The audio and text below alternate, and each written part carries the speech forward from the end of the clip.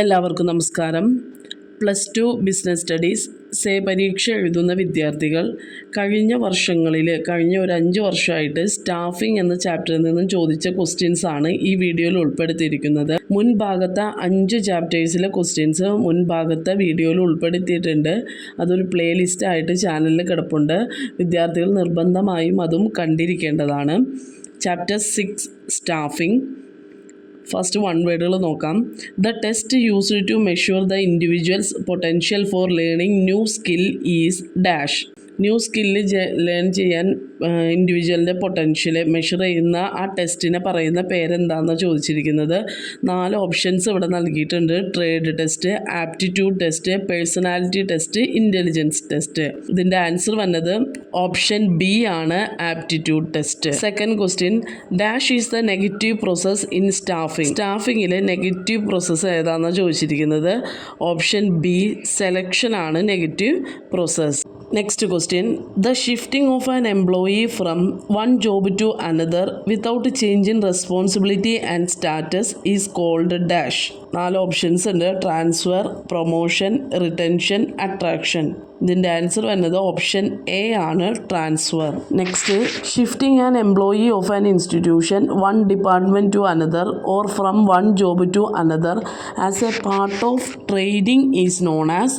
ട്രെയിനിങ്ങിൻ്റെ പാർട്ടായിട്ട് ഷിഫ്റ്റ് ചെയ്യുന്നതിനെ പറയുന്ന പേരാണ്. ഓപ്ഷൻ സി ആണ് ഇതിൻ്റെ answer, job rotation.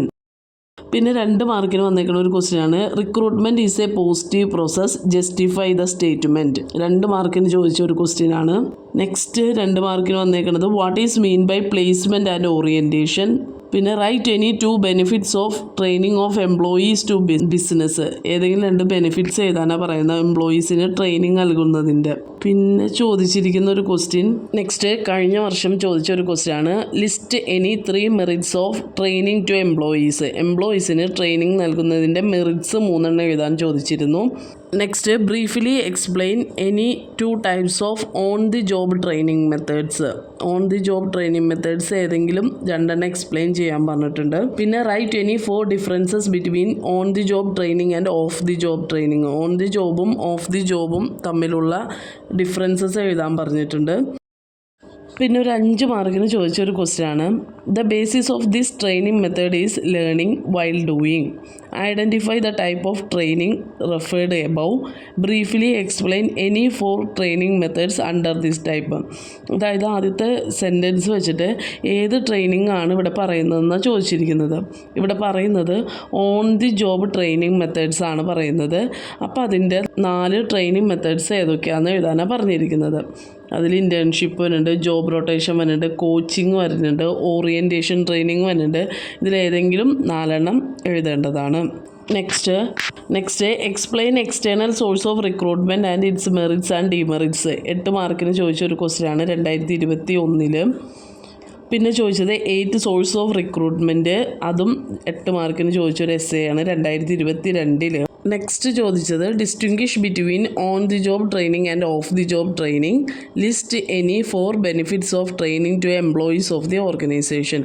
On the ജോബും ഓഫ് ദി ജോബും തമ്മിലുള്ള ഡിഫറൻസും അതിൻ്റെ 4 ബെനിഫിറ്റ്സും എഴുതാനാണ് പറഞ്ഞിരിക്കുന്നത്. ആ ഓൺ ദി ജോബും ഓഫ് ദി ജോബും ട്രെയിനിങ് എംപ്ലോയീസിന് കൊടുക്കുന്നത് കൊണ്ടുള്ള 4 ബെനിഫിറ്റ്സ് എഴുതാനാണ് പറഞ്ഞിരിക്കുന്നത്. ഇതും 8 മാർക്കിന് ചോദിച്ചൊരു എസ്സേ ആണ്. പിന്നെ ചോദിച്ചൊരു എസ്സേ ആണ് 8 എക്സ്റ്റേണൽ സോഴ്സ് ഓഫ് റിക്രൂട്ട്മെൻറ്റ്. അത് 2 പ്രാവശ്യമായി ഇപ്പോൾ ചോദിക്കുന്നത്. 2021 ചോദിച്ചിരുന്നു, 2024 ചോദിച്ചിരുന്നു. അപ്പോൾ അത് അത്രയും ഇമ്പോർട്ടൻ്റ് ആണ് എസ്സേ. സ്റ്റാഫിങ്ങിൻ്റെ ചാപ്റ്ററിൽ നിന്ന് എന്തായാലും ഒരു എസ്സേ നമുക്ക് പ്രതീക്ഷിക്കാവുന്നതാണ്.